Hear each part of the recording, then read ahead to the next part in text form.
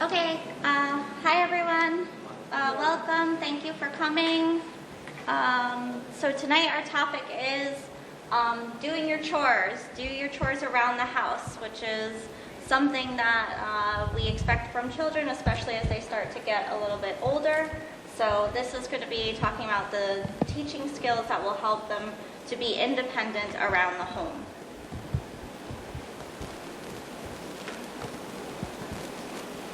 Okay, so starting from childhood, performing these everyday tasks around the house is a part of our life. And that becomes more and more important as we get older and we really need to start taking care of ourselves. And so these skills are just as important, if not maybe more important, for children on the spectrum because it also is important for them to become independent and be able to accomplish these tasks. So here are a list of some of the benefits of teaching your child to do these chores around the house. They'll become more independent. It helps them to learn responsibility. It can help them to develop a sense of self-confidence. It also helps them to lead a more independent and fulfilling life as an adult. As your child moves into adulthood, there's going to be different options for them as far as whether they might remain living at home, whether they'll be living in the community, and how much support they'll be needing in the community. And being able to do things like simple chores will really help to determine what kind of life they're going to lead as an adult. Another thing that I didn't actually mention up here, but in reading over some of the research and preparing for this, is that a few studies have found that when children learn to complete daily living skills tasks, things like chores and self-care, it actually helps to reduce some of the self-stimulatory behavior that is often seen in children on the spectrum because they're gaining additional skills that they're doing rather than engaging in self-stim. So that's just another benefit. So when you're considering what chores you would like to teach to your child and assign to them once they've learned, consider the following. Will learning the chore help increase your child's independence in the future? Has my child expressed an interest in any particular chore? I know in one of the classes that I work with, there's a girl in the class who really enjoys washing the dishes, and she'll even say, I wash dishes with mommy. So it's something that she's expressed an interest in and she wants to do. So if your child does seem interested in any of the chores that you're doing around the house, this may be a good place to start. Does my child already have any similar skills that will help them learn this chore? So for example, at the preschool level, where the children are still napping, one of the things that we try and work on in class is that they make their own cot. So they're already a little familiar with stretching the sheet and smoothing the sheet, so this can help then to transfer to making their bed at home. Does my child have any motor or behavioral difficulties that will make learning this chore challenging? Doesn't mean that it'll make learning that chore impossible, but there just may be some other things that you have to teach or address first before you can start to teach that chore.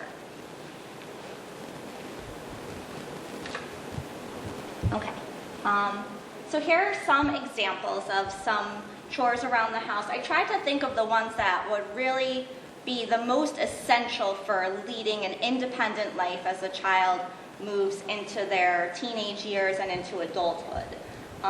So for example, washing the dishes, making your bed, taking out the garbage, sorting and doing laundry, picking out their own clothes, and preparing simple snacks and meals and setting the table. So especially if your hope is that someday that your child will be able to live with some level of independence in the community, these are some really essential tasks that they would need to be able to do to lead a semi-independent or independent life.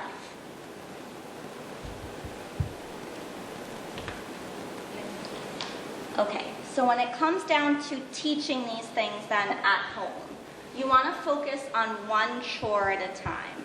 You don't want to try and teach them to say, wash the dishes and make their bed and use the dishwasher, for example, all at one time, because each one of these chores has to be broken down into several smaller steps so that the child can be taught and be successful with that. So just focus on one chore at a time.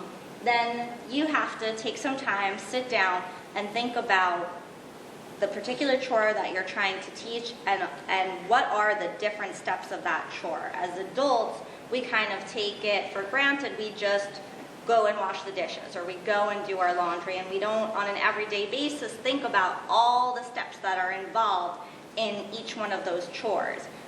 But to teach our children, they have to learn it step by step. So you want to break down the chore into the several smaller steps, and then in order to teach that, you're going to teach one step of that chore at a time using positive reinforcement and visual cues. And I'm going to particularly talk more about the visual cues, a picture schedule, a little bit later in the presentation. You also want to remember to use different materials for whatever chore that you're choosing to teach to promote generalization. So for example, if you're teaching your child to wash dishes, make sure that you use different dishes, that you use both dishes and bowls, and that you use different types of forks and knives and spoons, so that your child is not just learning with one particular set, and then if they're shown different materials, they don't have any idea what to do. Always planning for generalization is an important part of teaching children on the autism spectrum. And then have a plan for fading yourself out. Remember, these are skills that are going to help your child be independent. So if they're dependent upon, even if you're not really saying much or doing much, if they're dependent upon you being in the room or even in the house to get these chores done, then it's going to keep the functionality of that chore down to a degree.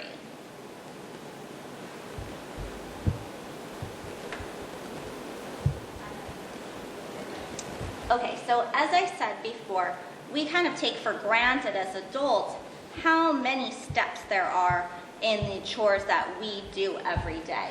And so, because we've learned to do these chores as a group, doing all those steps as a group. So in order to break it down, it's something that behavior analysts we call a task analysis. We sit down and we write all the different steps that there are to things like making a bed, or even a daily living skills such as brushing your teeth. We talked about that a little bit earlier in the year. And these different chores and tasks have many different steps. And then again, we want to, each one of those steps, teach just one step at a time and reinforce each one of those tiny steps to make your child more successful.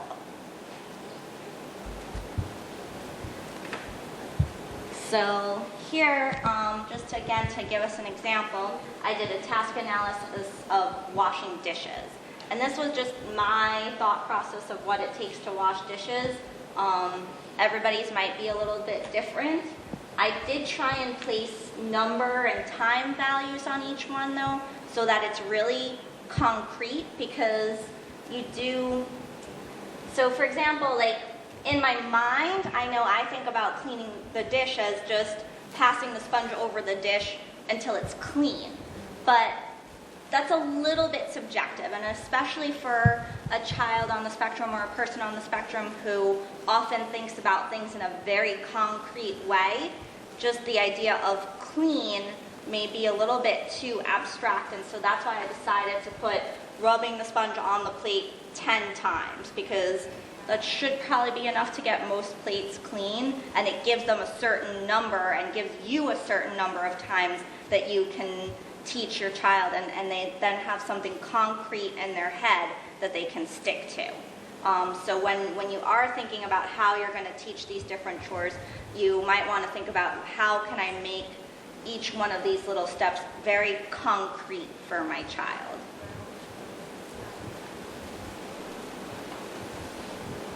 And you can see that just a simple task like washing the dishes actually has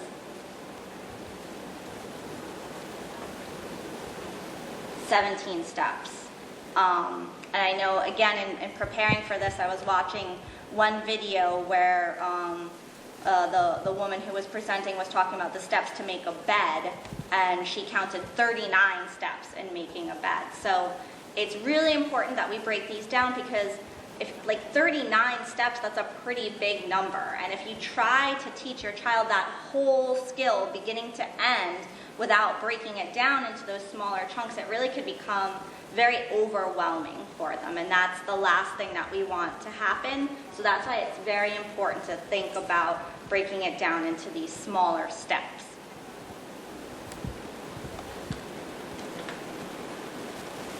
Okay, so once you have the task that you're going to teach broken down into those smaller steps, one thing that you can consider using to teach it is called a picture schedule.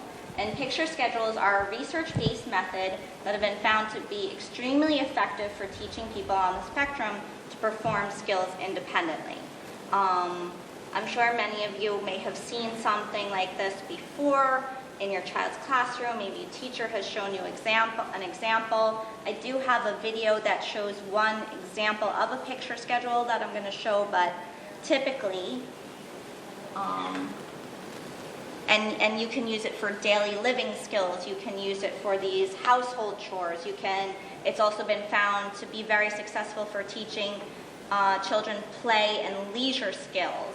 But basically what you're doing is looking again at the steps that you broke down for each of these chores, taking a picture to represent each step of that chore. So, for example, going back to the dishes example, you would want to take a picture. So starting at the beginning, you would take a picture of like someone's hand turning the water on. You would take a picture of someone picking up the sponge. Then another picture of someone grabbing the plate with the sponge right next to it. Then another picture of the plate and a person, rubbing with the sponge, and so on and so forth. So you're going to take a picture for each one of those steps. Then, depending on your child and what they see, their motor skills, what they respond best to, you're going to set up either some kind of a strip, or I talked about a photo album. Many of the kids that we work with in school do have little albums for their picture schedules. And you're going to put each one of those pictures into a slot in your photo album, and then at the end, you want a symbol for all done, whether it be a picture of whatever reinforcer that they're working for, or the words all done, or a smiley face, for example. And then you want to start pairing that symbol with a reinforcer. In a best case scenario, your child will learn that they see that symbol, and then they can go select whatever activity or reinforcer they want to do, because again, that adds a whole other level of independence into it and makes it more like our typical way of doing things. So when we finish a task, we get to decide, what we want to do then in our leisure time. Do we want to watch TV? Do we want to have a snack? Do we want to go outside for a walk? This is like that to indicate to your child that it's time for you to make your choice now to do whatever you want to do now that you've finished your task. Does that make sense? Yes?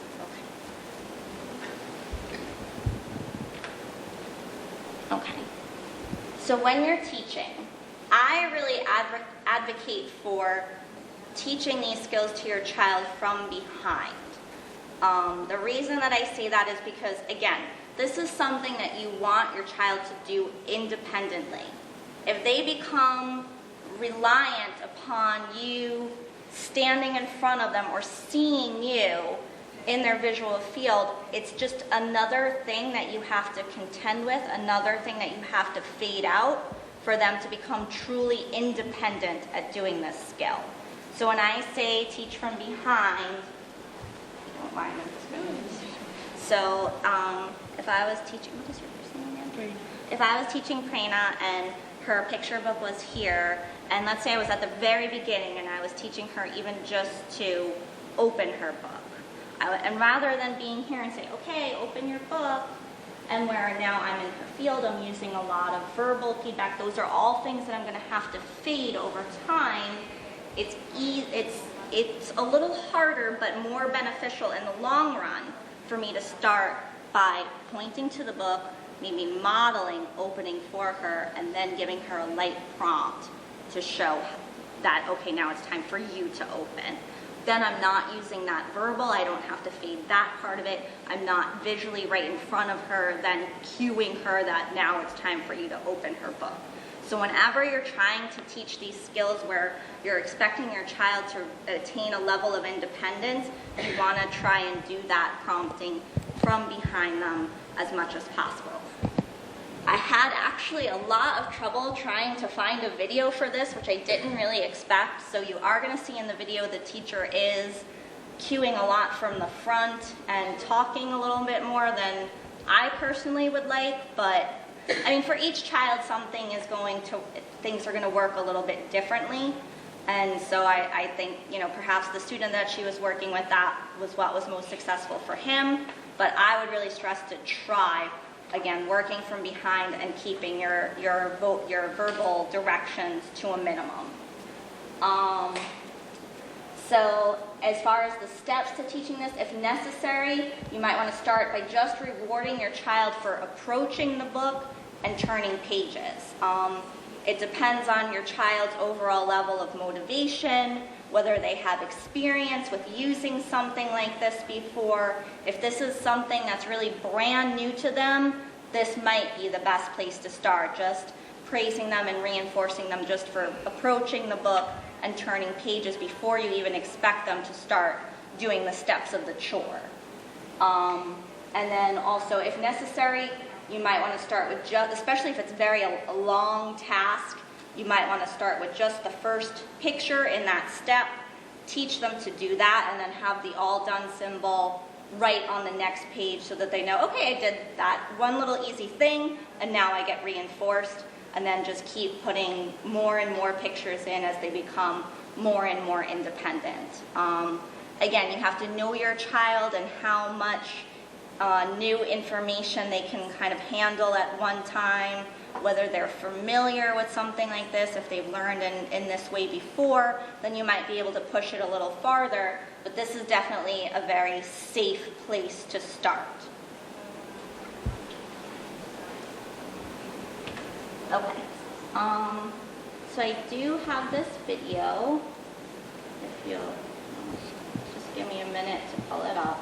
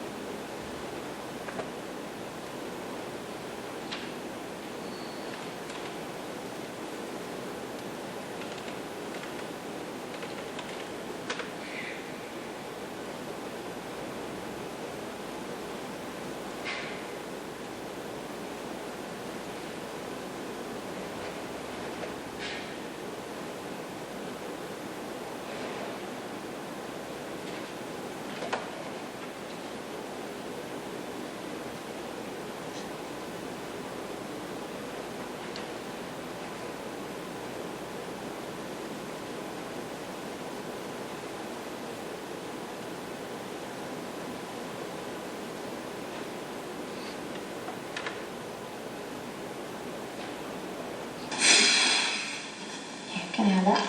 Thank you. Do you want pop beads or hanging items first? Which one first? So this student is actually getting to make a choice about which activity he wants to do. Hanging items. One is kind of more like a vocational task. The other is more like a pre-vocational. Music or Elmo? And then he's selecting the reinforcer that he wants to work for. So that's a possibility too. If your child is good at making choices, you can have them choose what they want to work for. Do your schedule. Thank you.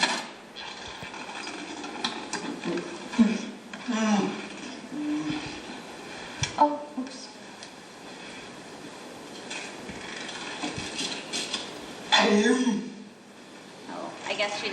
Velcro dot there for him to. But still, I mean, that's something you want to think about it, because then he has to depend on her for moving on to the next step. So,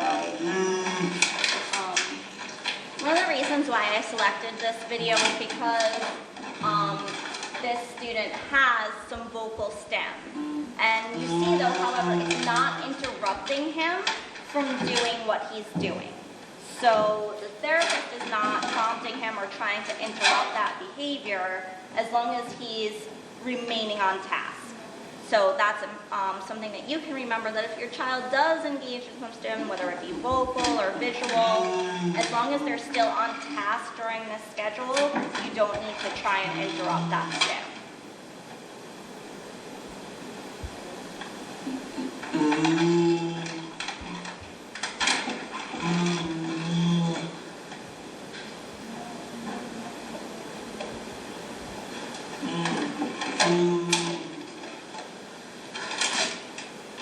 Another thing that's happening is that he's moving along relatively slowly, but it's a pace that is comfortable for him, and he's getting the job done. So that's also something you want to take into consideration is, what is a realistic time frame for my child to get a task like this done in. It may not be as quickly as I do it.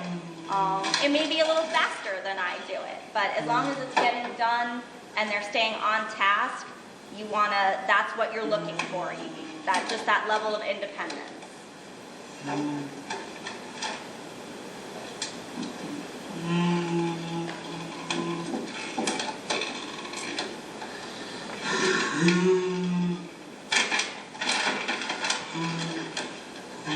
I couldn't make out exactly what he was hanging, but it looks like maybe like bags for snacks or something.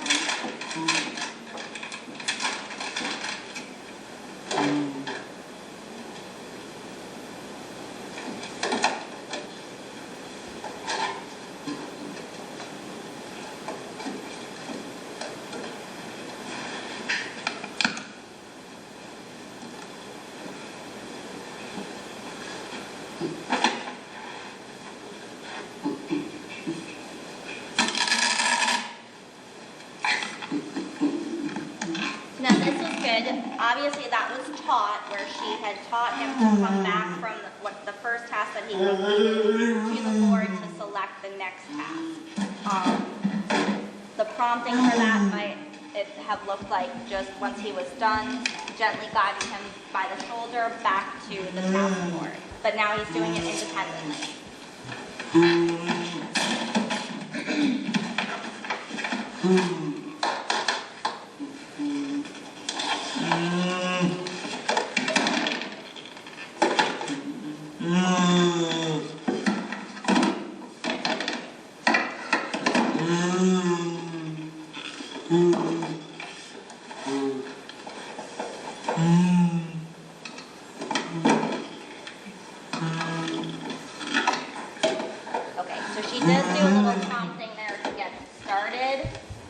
She was nonverbal, which was good. I just would have said maybe rather than taking his hand by the front, taking his wrist from behind would make it possible to fade that prompt even quicker.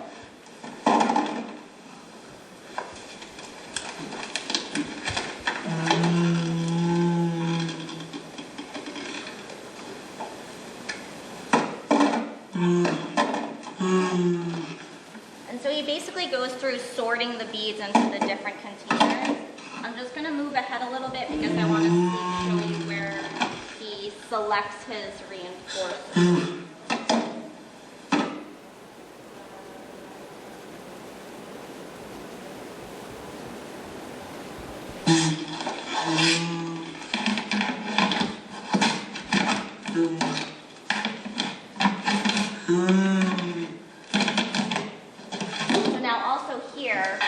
Was a little bit difficult for him to get that box lid on. At the beginning of teaching, you would want to jump in and try and help with that, but here, she's definitely trying to give him as much independence as possible, so she let him self-correct.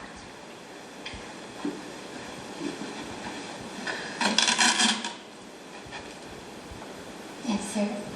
Is it time for Elmo. Hey, way to go, Bubba. Nice job. So it was hard to see, but it looked like what she had him do, it looked like she had turned her attention away, and he had to tap her shoulder to then show her that he was completed and that he wanted Elmo. So that would be one of your first steps in fading yourself out of the process. 14-year-old Andrew Goring is headed for lunch with his mom. It's one of his favorite activities.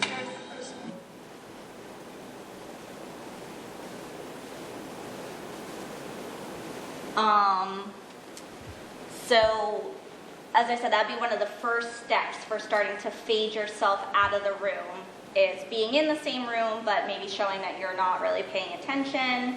Then you could move on to being out of the room.